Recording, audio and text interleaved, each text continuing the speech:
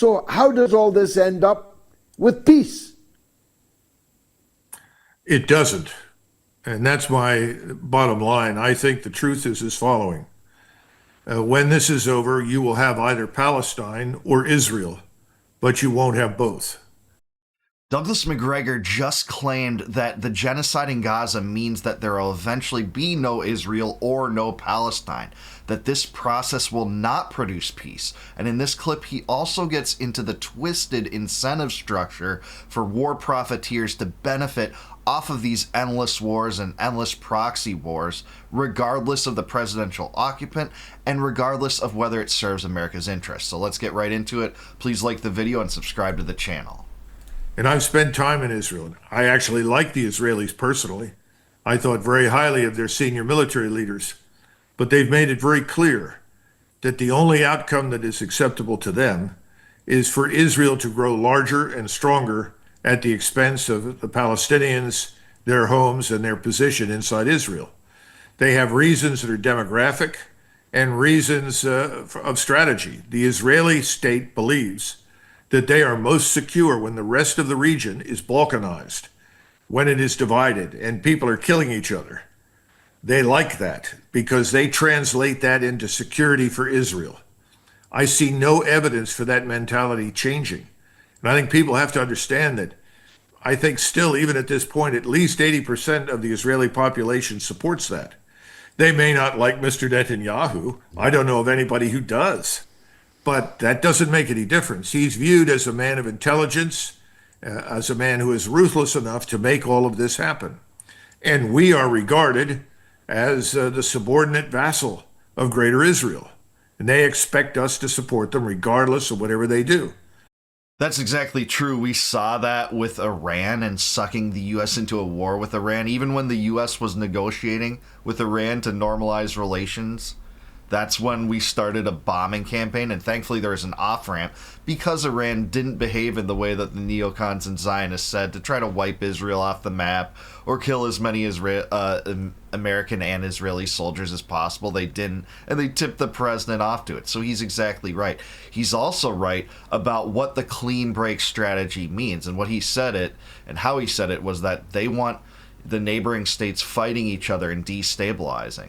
That's exactly the truth, especially from the mid-1990s, where they embraced this clean break strategy, the idea that they wouldn't seek peace with their Arab neighbors. They wouldn't seek peace through a Palestinian state anymore. They'd go to war, destabilize these regimes, and hope the U.S. continues to bankroll all their regime change operations, such as the ones in Syria and Iraq, which was spurred upon by the neocons as well, and Libya, and now Iran. That's what they want. They want Iran to become the next Syria and Lebanon, to expand the Greater Israel Project, expand the borders of Israel beyond what they currently are.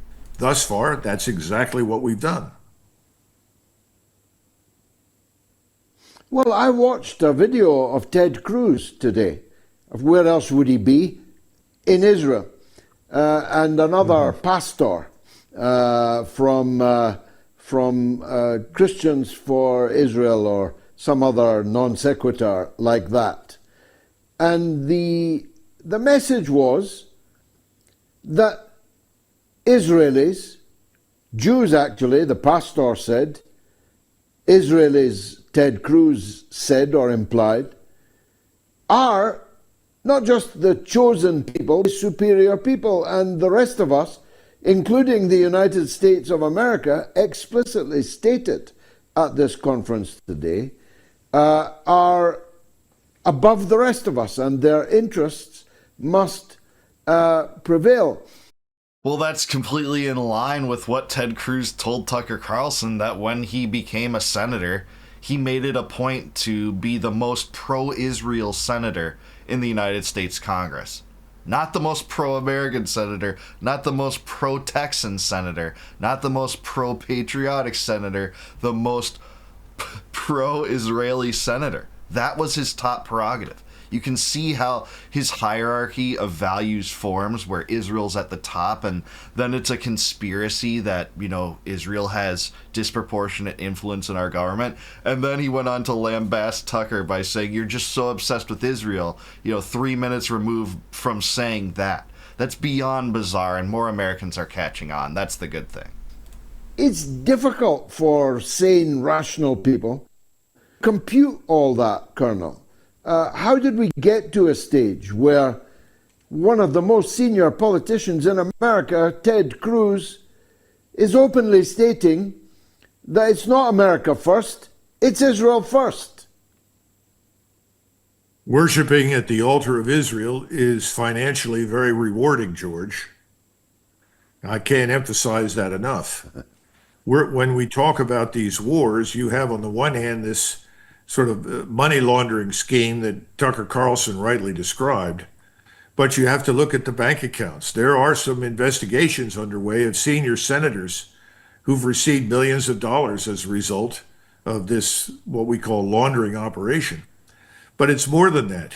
If you're a senior officer in the military and you're a strident advocate for Israel and whatever it wants, which amounts to perpetual conflict with its neighbors in the region to establish their hegemony, when you retire, you are rewarded by membership in financial firms in New York City, by joining boards of directors in banks, by being appointed officers in the defense industries, by becoming enshrined as a notable personality or expert in one of the so-called think tanks in Washington. And all the think tanks are owned by the same people. This is exactly why our foreign policy in the United States remains the same, regardless of presidential occupant. This twisted incentive structure where people benefit financially through networking, through prestige, through honors, through countless sums of money, by towing the Israel first and Ukraine first line, by flirting with regime change in Venezuela, by continuing the starvation blockade in Yemen, continuing to occupy a large portion of Syria and keeping troops in Iraq. All this nonsense, this empire-building nonsense, is very lucrative to some people, but at the expense of all the other Americans. That's why you have Lockheed Martin and Boeing and Raytheon as corporate giants, regardless of whether Trump or Biden wins. That's what you have here. So the issue is systematic. It's not just, placed squarely on the feet of a particular president. In many cases, it's the entire environment, the entire political ecosystem that's risen up around Washington, D.C. And that's not how it's portrayed by partisan and tribalists that support one of two sides, but that's the truth. He's exactly right. They're not think tanks, they're advocacy tanks. But the point is that everyone has figured out, if you want to get rich and you want to be rewarded, be on the right side. And so that's why there is no shortage of people willing to step forward and do this.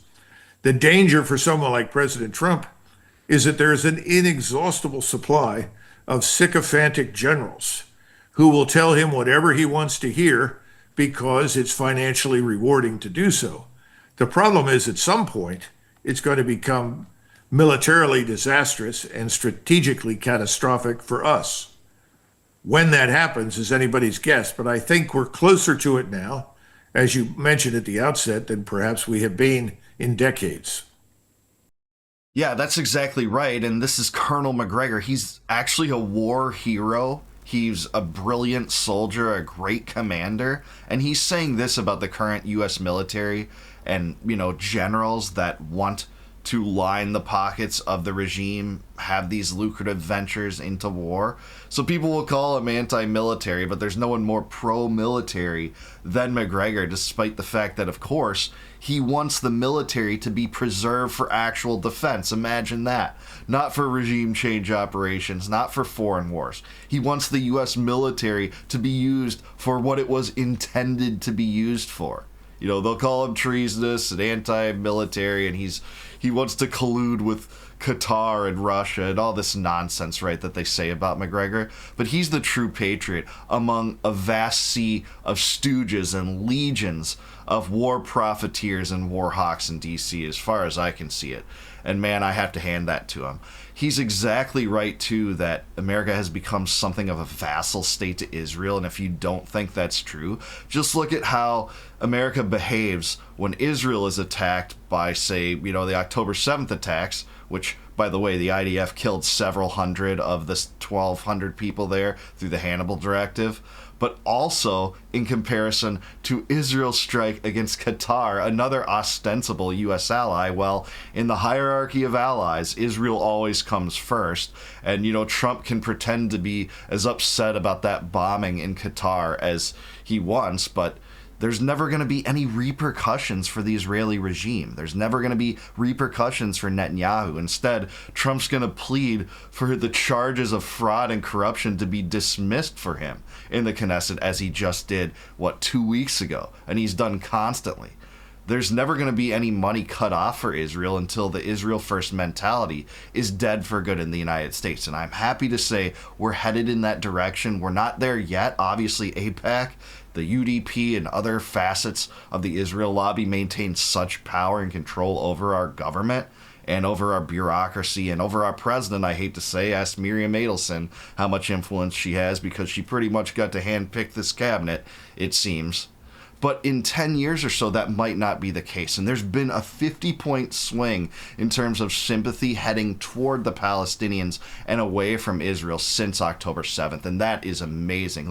That's a stunning reversal. Just think about that in any other policy. That would never happen in terms of economic policy or abortion or immigration. You'd never see a 50-point swing. But that's showing how much this Israel first mentality and mantra is dying out, and I'm here for it.